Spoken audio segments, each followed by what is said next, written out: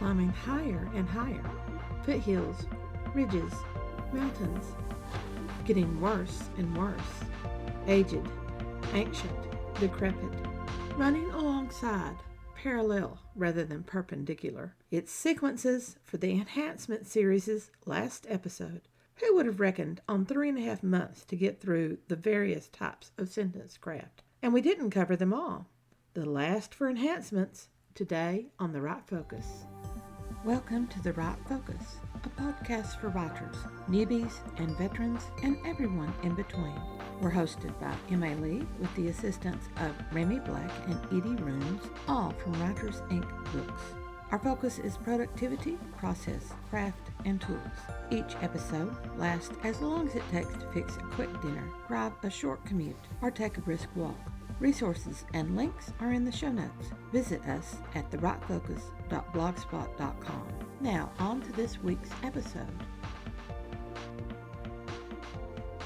We've finally reached sequences, the last realm of sentence craft. We've come a long way from the first episodes of figures of speech, similes, metaphors, personification, and more. From there, we ventured into several episodes for the interpretive realm, symbols, especially colors and numbers, which needed their own episodes, then archetypes and allusions and allegory. From the two realms of concept, or ideas, we ventured into the structural realms, schema, inversions with my favorite, chiasmus, repetition, including incremental repetition and alliteration, opposition, the realm of dichotomies and juxtaposition, which is the best word, isn't it? Antithesis, oxymoron, paradox, irony, and satire. Now to sequences. Sequencing of ideas creates transitions and progressions. The polysyndeton and asyndeton in the repetitions realm create sequencing with different items in a listed series. For most lists, the ordering of the items occurs without deliberated consideration. Vittorino de Feltre provided an example of non-deliberated sequencing in his quotation, "Not everybody is called to be a lawyer, a physician, a philosopher. These three professions are equated rather than ranked in a simple list. They're all equal weight." In the normal ordering or sequencing of listed items, as with de Feltre, no ranking occurs. However, writers can choose to build to importance or remove importance through serial items. This is known as climactic ordering, whether single words, phrases, sentences, or paragraphs, stanzas. The ranking is obvious. Climactic ordering comes from the word climax, which means ladder. The ordering can climb as an ascent or lose value as a descent. Thomas Jefferson provides a ranking called a progression. The climatic ordering moves through time, a natural climb of importance. Time and distance are both progressions. Here's his. If a nation expected to be both ignorant and free, it expects what never was and never will be. Never was, the past, and never will be, the future. That's our progression. Intensification is also a progression. Everyone is as God made him, and often a great deal worse. That's an intensification from Don Quixote by Cervantes. Here's another one from a Chinese proverb. The fire you kindle for your enemy burns yourself more than him. Then, after progressions and intensification, we have expansions. Thornton Wilder uses this device to conclude Act 1 of Our Town, as he moves his play from the microcosm of the small town of Grover's Corners, New Hampshire, to the macrocosm of the entire universe. The character Rebecca is reading a postal address on a letter received by her friend, Jane Crowfoot, the Crowfoot Farm, Grover's Corners, Sutton County, New Hampshire, United States of America, continent of North America, Western Hemisphere, the Earth, the solar system, the universe, the mind of God. These are all deliberated ordering, not simply a sequence of ideas. Keats' When I Have Fears, which has quatrains dedicated to the mind, intellectual pursuits, the soul, spiritual pursuits, and the body, love or physical pursuits, that sonnet presents a climatic ordering which we could argue as a descent or an ascent, depending on personal belief. If you think the mind is most important, then it descends from the mind to the soul to the body. But if you think love is more important than intellect or spiritual pursuits, then we ascend to that love. Is the mind most important, or is physical love? A rationalist would say the first. A romantic like Keats, and he was a romantic, would say the last. Emotions were everything for the romantics. Lyman Beecher said, "No great advance has ever been made in science, politics, or religion without controversy." On the surface, Beecher's statement raises no eyebrows. The casual reader nods at this simple list, then continues to the next point. The considering reader should pause whenever climatic ordering occurs. Lyman lists science first. Science, whether physical or technical, is expected to have advances. The controversy will be limited to the importance of one engineered device over another, or it may be the changes that a medical or other advance will make versus the cost of the procedure to the individual and the group. Second in his list was politics, which are much stickier controversies. Arguments divide families and neighbors, create hard, uncrossable lines in legislatures, and cause social devolution from dissenting rioters to civil war. These are historical examples of what we all wish to avoid. Third in his list was religion. History reminds us of wars caused by religious differences that remain unresolved hundreds of years later. The schism that separated protesting Protestants from Catholics is a line believers on both sides have difficulty crossing, and the greatest controversy occurs between the willful and the self-oriented soul struggling against God. So, that simple list of science, politics, and religion is not so simple. In seeing that, we should reconsider our view of Keats's sequencing in When I Have Fears, and then we must second-guess all lists to determine if we have encountered a mere sequence or climatic ordering. Abelard of Bath gives us a different style of the climatic ordering. Although man is not armed by nature, nor as naturally swift as in flight, yet he has something better by far, reason. Fight, armed by nature, and flight are the responses of any animal to predation. These two are not ranked, merely presented in a simple dichotomy, fight versus flight. The ranking occurs with Abelard's addition of reason as a response to predatory behaviors by other creatures, whether that is bullying, verbal and emotional abuse, physical assault, attacks by groups, or war. Did you notice my ordering of predatory behaviors by people? Not only does my list intensify based on violence, but it also expands from the individual to society. Anticlimax, which means down a ladder in ancient Greek, is the build that drops with the third listed item. This is not a descent through the list. The first item's build, the last descends abruptly in an ironic shift. Woody Allen in his speech to graduates. He has seen the ravages of war. He has known natural catastrophes. He has been to singles bars. Here's a similar drop-off descent from Sue Townsend, Adrian Mole, The Prostrate Years, 2010. There are also many places I haven't visited. The Taj Mahal, the Grand Canyon, the new John Lewis department store they're building in Leicester. Irony is the key element of anticlimax, often to evoke a humorous response while paradoxically presenting a truth of life. The two worst uncontrollable events in life are wars and natural disasters. But for Woody Allen, when standing alone in a crowded room and seeing no one, that seems much worse than an earthquake. For Sue Townsend, the Taj Mahal and the Grand Canyon are bucket list locations, but so are new shopping places to find exactly what she wants. Usually considered hyperbolic, the auxesis, auxesis, creates a gradual increase in the intensity of meaning with words arranged in ascending order of force or of importance. Auxesis is classified as a rhetorical device of amplification, and thus it belongs with exaggerations and hyperbole. However, its climatic ordering is its key element, not the extreme reach of the last item.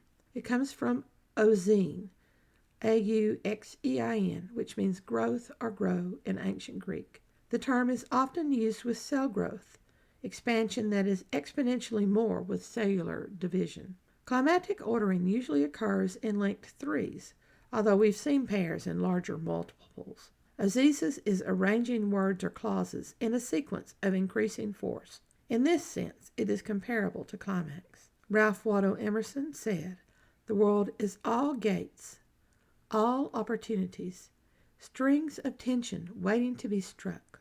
To reach for what you want is more than simply walking through an open gate. You have to pick up the instrument, hear the music it is capable of, and learn to play it." Joni Mitchell's Both Sides Now uses auxesis to present ascending significant.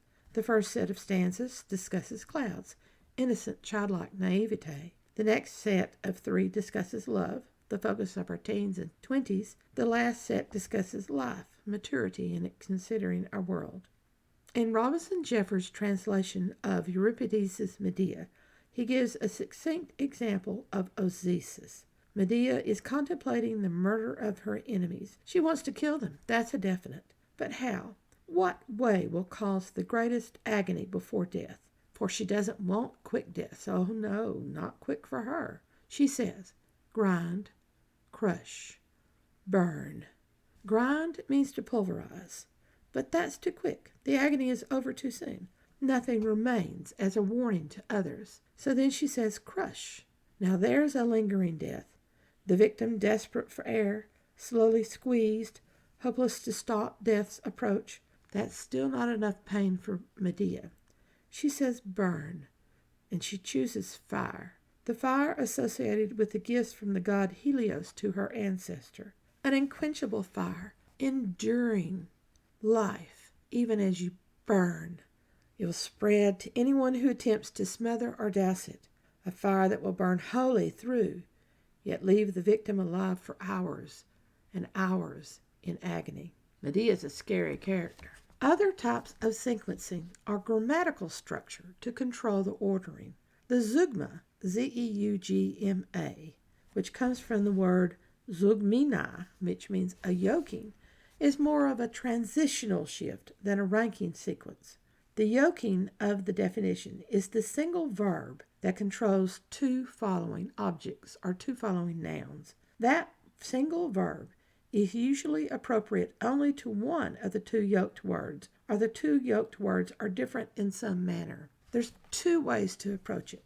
First, in to wage war and peace, the verb wage controls the two direct objects, war and peace. To wage war is the usual connection. To wage peace seems inappropriate. How is it a truth? Waging war is an active choice. Waging peace, which seems a misnomer, would be to deliberately choose to bring about peace between others who are warring.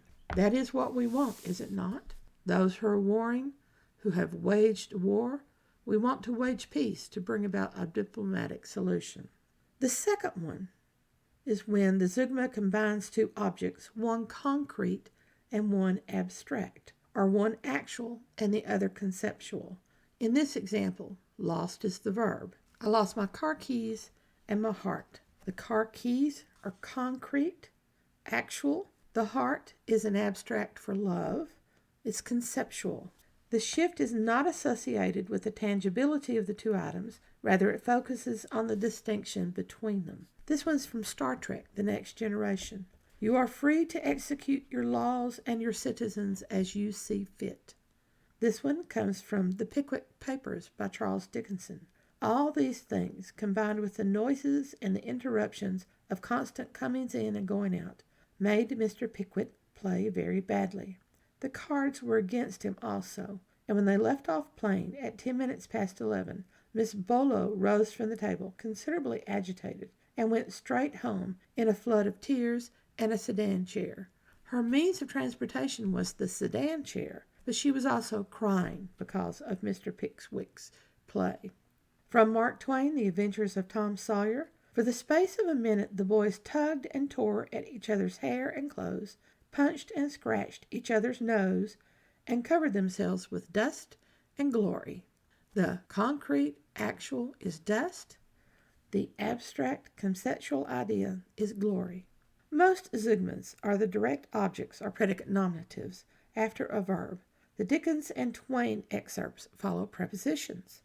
The grammatical structure controlling the zeugma is a straight line to parallelism, which is the repetition of similar grammatical structures. In the nursery song, Over the River and Through the Woods, to Grandmother's House We Go, we have three-word prepositional phrases sequenced. Parallelism comes from parallelos, which means beside one another.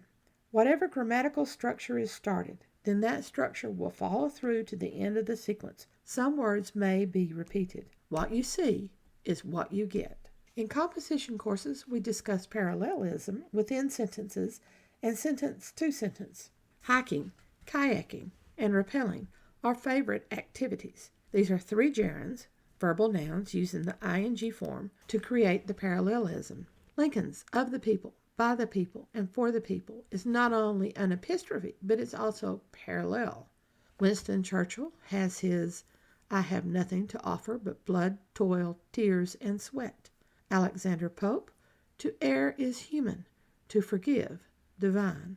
The sentences open with infinitives, using the linking verb is and concluding with a subject complement. Here's The Tiger by William Blake. What the hammer, what the chain, in what furnace was thy brain? What the anvil, what dreaded grasp, dare its deadly terrors clasp?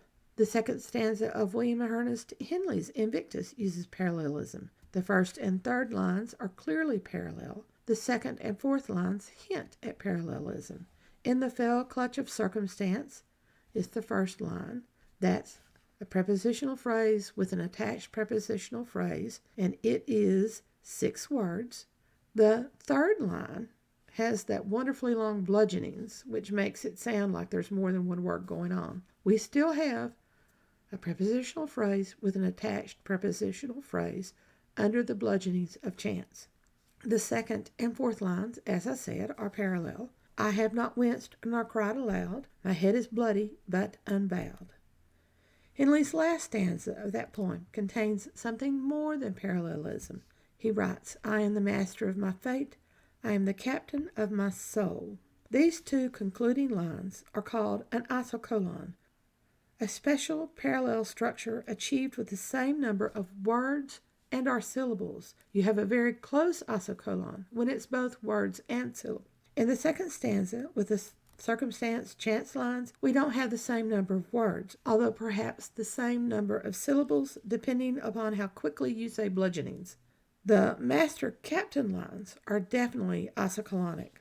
They are actually an anaphoric isocolon. Anatole France gives us another isocolon. To accomplish great things, we must not only act, but also dream. Not only plan, but also believe.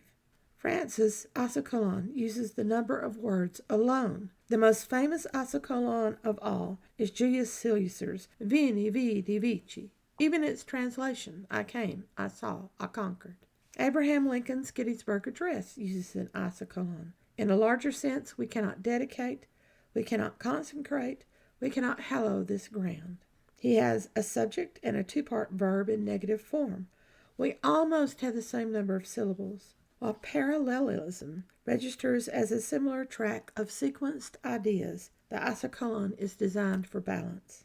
Also depending on parallelism is elliptical construction. Throughout poetry and speeches, virtually any writing, we have multiple instances when the writer will drop out unnecessary words, inserting punctuation to replace the dropped words which are understood because of the parallel structures. An ellipsis drops out repeated words. In this elliptical subordinate clause, the subject and helping verb are dropped. These are important elements, but can be understood based on the rest of the sentence.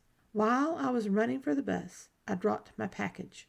Becomes, while running for the bus, I dropped my packages. You don't need to say the first I was. William Congreve, heaven has no rage like love to hatred turned, nor hell a fury like a woman scorned. The second part of Congreve's quotation, he drops the has. Notice that all other elements of the sentence are parallel. The elliptical construction often depends upon a semicolon or a colon. First, you use the semicolon to link the two sentences. Then you use the comma to represent the words that are dropped out. Reason deceives us often, semicolon, conscience, comma, never.